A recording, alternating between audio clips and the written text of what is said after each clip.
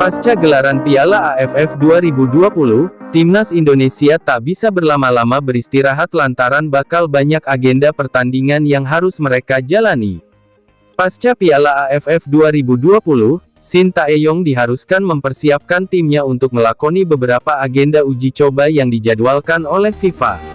Sedianya, agenda tersebut bakal berlangsung pada tanggal 24 Januari hingga tanggal 2 Februari tahun 2022. Jelang partai persahabatan tersebut, tim pelatih memiliki pekerjaan rumah cukup rumit, yakni mempertajam lini serang Timnas Indonesia yang terlihat tumpul sepanjang gelaran Piala AFF 2020.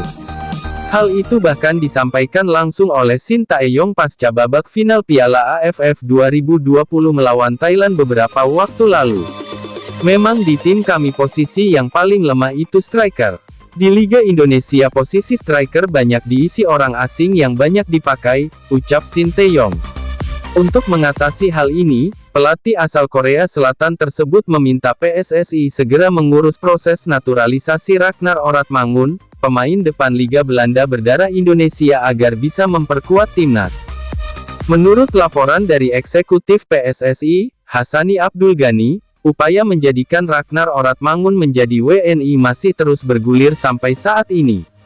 Jika semuanya berjalan lancar, maka Shin Tae-yong selaku pelatih kepala tim Garuda bisa memanggil Ragnar Oratmangun untuk kualifikasi Piala Asia. Dengan kedatangan Ragnar Oratmangun, Timnas Indonesia yang sebelumnya sudah punya beberapa pemain lincah sebagai penyuplai bola di lini depan berpotensi kian tajam di kotak penalti lawan. 3 opsi formasi yang mungkin bisa digunakan Timnas Indonesia usai kedatangan Ragnar Oratmangun. Formasi pertama adalah 3-5-2. Dengan mengandalkan 5 pemain tengah, membuat Timnas Indonesia akan semakin sering melakukan penguasaan bola. Pada taktik ini, Ragnar Oratmangun bakal ditempatkan sebagai striker.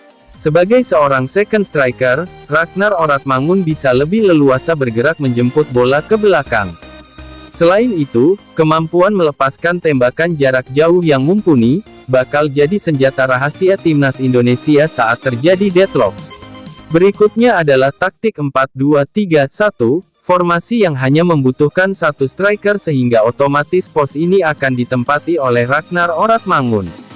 Namun bisa juga Ragnar Oratmangun ditempatkan di posisi sayap, sehingga untuk ujung tombak bakal ditempati Egy Maulana Fikri atau Irfan Jaya yang memang sering dimainkan sebagai goal getter.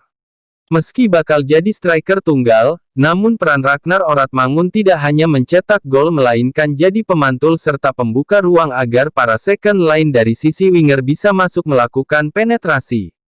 Sehingga dalam formasi 4-2-3-1 ini, posisi striker utama tidak selalu pasif di kotak penalti, melainkan bergerak aktif untuk menarik bek lawan, serta mencari posisi ideal untuk menerima umpan-umpan silang. 4-3-3. Terakhir adalah 4-3-3, taktik modern yang mengandalkan 3 penyerang di depan untuk membuyarkan konsentrasi pemain bertahan lawan. Formasi ini mungkin paling cocok diterapkan Timnas Indonesia usai kedatangan Ragnar Oratmangun. Bersama Egy Maulana Fikri dan Witan Sulaiman, ketiga pemain abroad Liga Eropa ini bisa membentuk trio ujung tombak mematikan. Sama-sama mampu bermain melebar serta punya kecepatan dalam penetrasi, baik Egy Maulana, Witan Sulaiman serta Ragnar Oratmangun, bisa saling silih berganti mengisi pos ujung tombak saat bertanding. Saat bola berada di sisi kanan, 2 pemain depan lain bisa bergerak masuk ke kotak penalti dan membentuk duo goal getter untuk menyambut umpan. Formasi ini juga sangat cocok buat gaya main Shin Tae-yong yang mengharuskan para pemain terus bergerak hingga mendapat ruang untuk menciptakan peluang.